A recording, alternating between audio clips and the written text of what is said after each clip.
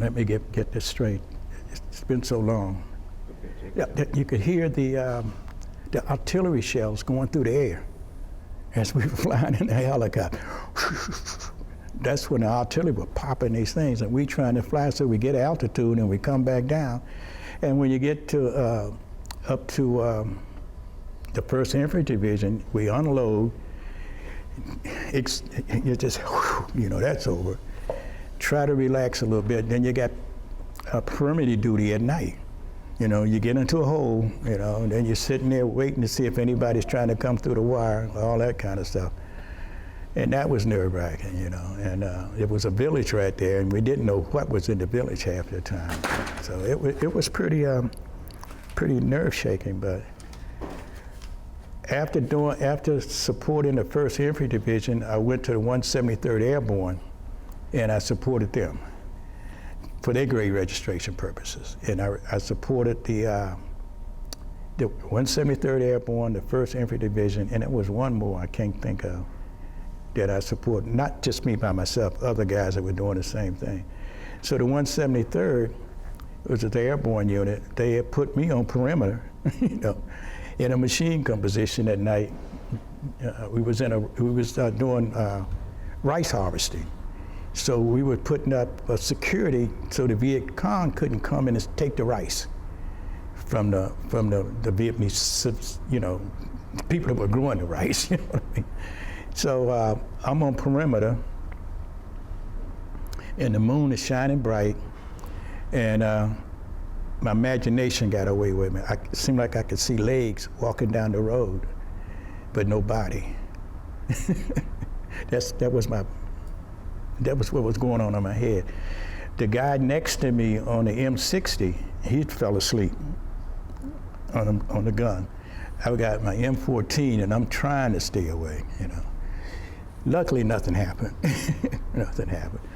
Another time I was out with, I forget the unit. I think it wasn't a transportation unit, but it was 25th Infantry Division. They came from Hawaii. We were in a rubber tree plantation. Once you stepped into the rubber trees, it was completely dark. The sun didn't shine down between the rubber. Outside the roads where the rubber trees wasn't, it was like daylight out there, and at night it was dark. So one time I got put on a listening post out in front there, you know, about, I forget how many yards out before the line, you know, where we were lined up. And I sat out there for, I don't know how many hours, listening, you know, to see if I heard anything. Luckily, by the time they called me back and put somebody else out there, I was really relieved. But I got back in position, and I panicked, and I saw shadows behind me. I was in the perimeter now, but I had a 38. Well, let me get this. I had a 38 snub-nose revolver, which we had traded with the Air Force for. They had cases and cases of pistols. They wanted anything, souvenirs, you know, helmets, flags, anything you wanted, they would trade you, and we'd get a pistol or two, you know, and ammunition. Cause we had 45s. We didn't have 38 pistols. We had 45. I wanted a 38, you know, the snub-nose pistol. And I heard this moving behind me, and I aimed. And if you got a revolver, when you pull that trigger, all that flash come out the back of the revolver, you know, a lot of the light, and it took my night vision. And so I just said, pow, pow, pow, you know. Not from the muzzle, that didn't bother, but the fire coming out of the back of that gun on the side where the holes are, just took my night vision away from it. That scared me. The lieutenant ran up, and he wanted to know what was happening. I said, I saw some movement. He said, damn it, that was me back there. I stopped that. You could be in the rubber plantation, and the moon would be out in the open, and it would be like daylight out there in the road, but you could see everything. But in the rubber plant, it was just dark like this, you know, and that was scary. And you had to stay up all, you know, do your listening posts and stay awake and all of these things, and did the same thing with the 173rd Airborne. We were grade registration, but they still put us on point. Not on point, but on perimeter. I guess there wasn't enough soldiers, you know. And then, like the 1st Infantry Division, you know, bringing in guys from the division to I'm trying to think of the right word, to identify their bodies. Because when we pick them up, we don't know who these guys are. They got dog tags, but we really don't know what company, what battalion, or any of that. So we have to have people come in and identify that this is Sergeant whoever, or PFC whoever, whatever, you know, to get identification for them. And then I did that until the 25th. I did that back and forth, convoying remains from one unit to, you know, to the mortuary, from another unit to the mortuary. When a helicopter was down, we went out to pick up those bodies. They could be burned, they could be mutilated, they could be from the fire or whatever. And then I got assigned to the 25th Infantry Division at a place called Cu Chi, and that's where I finished out my tour of duty, at Cu Chi.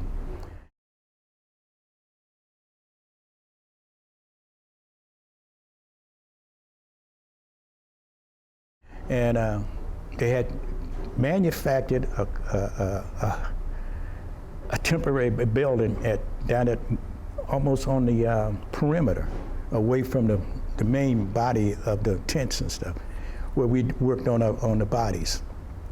And one night, the 25th Infantry Division went on patrol. And when they came back, some of the guys got shot at. And one guy, we went over with we had a medical ambulance, but we painted the Red Cross off of it, you know, made it black, so nobody would mistake us for the medics or the, you know, coming to get them. So I would drive the truck over, pick up the bodies, the bodies that were, the guys that came back through the wire, and put them on the truck and take them to the great registration point. And we had tables that slanted like this. And another guy helped me put this guy up on the table. He was still warm, he wasn't cold. The bullet had went through this shoulder and went out this shoulder. And every time I would try to take his clothes off of him and get him fixed up for shipment the next morning, he would slide down to the end of the table and he would buckle up like that. Then I'd have to go behind the table, get on his arms, pull him back up. And when I pulled him up like this, air came out of his lungs. He, ugh. And the sergeant sitting at the field table, he heard it. Next thing you know, you seen the flaps in the door. He ran out the door. And the moon was up, so I could see him running up this road trying to get back to the compound. It scared me too, but that's what happened. So I finished getting the guy ready, put him in a body bag. I'm sorry, sir. Put him in a body bag. Every morning about 8 o'clock, we had a convoy going to Saigon. So we loaded the bodies up on the deuce and a halves, and we was armed with rifles and pistols and all of that. Long convoy going to Saigon to pick up supplies. We were going to drop off bodies.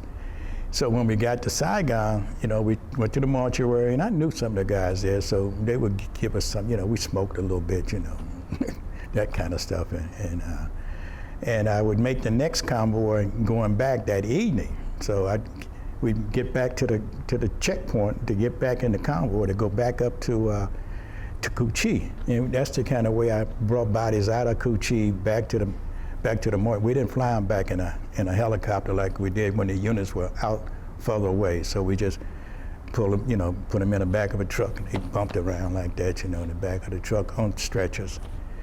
And I remember specifically these two incidents, and I might have mentioned it to you. We had two bodies come in from the Saigon River. Two GIs had went down and tried fishing on the Saigon River, and the Viet Cong got a hold of them. And when we got in there, put their head in the fire. So all of this was burned. They stuck their head in this fire. Another incident, it was an old man, I think he was a colonel. He had the colonelese, you know, in his lapel or whatever you call it. And there was three of them. And what stuck in my mind with those guys was they smelled like wood, burning wood. Now, these are not the guys that were fishing. These are three, one colonel, and I think one major, and one sergeant. They were all together, wrapped up in a big tarp almost. And they must have been around a fire or something, because you could smell the smoke radiating from the bodies. And this guy was old. He looked like he could have been in an old Western movie. You know, he had the gray hair, the white hair. You know, he was an old colonel. He wasn't big in stature. He was kind of short, but he was a rough guy. You could look at his face and see that he had been around for a while. And I looked at him like that, you know. And sometimes we would get bodies in that the cavity may have some kind of explosive device in it. You know, we had to make sure that they would stick things into the body cavities, some of them. And ones we couldn't embalm, we would put them in a bath and let them soak in a big tub full of whatever needed to get the penetration of the body to preserve the body. And we had to deal with South Korean bodies, and we had to deal with, I think it was Thailand. I think they had some soldiers fight in there. Thailand and South Vietnamese, Filipinos, no Filipinos. And sometimes we got an Australian. Occasionally we got an Australian, you know. Didn't care much for them guys too. They stayed with us in a tent one time, and they didn't particularly like being with us, you know, soldiers, because they thought they were better. Say the only good thing about the United States is Fords. I don't know what that meant. I guess Ford cars. But that's how they treated us. But it was pretty interesting, you know. And there's so much I can't bring up, but so much that I do know that I remember being on perimeter with the 173rd, being on perimeter with the Big Red One, and with the 25th Infantry Division, because they treated us just like soldiers, even though, I mean, like combat, so which it was. I was trained as a combat soldier, but I was doing mortuary work. So I knew what I was doing. And going to the aid stations, they had 4 aid stations where the helicopters would come in with the wounded guys, and we'd have to be there. I had to have a tent right next to where they were going to take them in. And so if they died in the operating room, then we had to take them out of there and put them in another tent, you know, and cover them and take all the personal data and make a chart of where the wounds were and all that, and zip them up and get ready to ship them back. If they died in the not operating room, but the medical tent, where they would try to patch you back.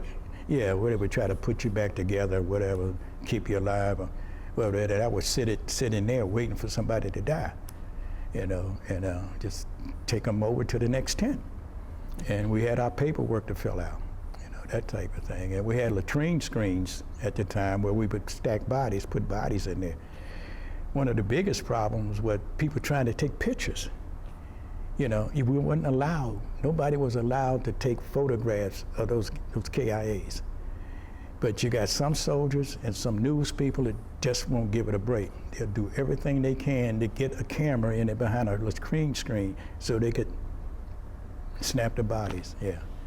Anytime we flew in with bodies, they was snapping. So, and we always had to keep that, couldn't let them do it, but they did it. Anyway.